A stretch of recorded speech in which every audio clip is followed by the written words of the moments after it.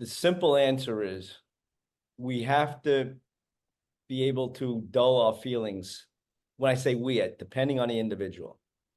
Sometimes people need to dull their feelings so they can do.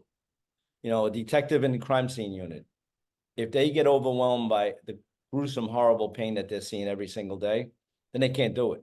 They can't process crime scenes. So when you hear like sometimes cops are callous, there's that skin that we have to develop. You know, I see a therapist. I started seeing a therapist in 2013. And it wasn't until, and we'll get into this when we get into PTSD and trauma, but it wasn't until I retired, months, maybe a year after, that we both noticed that I'm starting to feel, like really feel. When I read the news, I look at news apps here, and I look at the title. And if it says 6-year-old killed by his mother, swipe.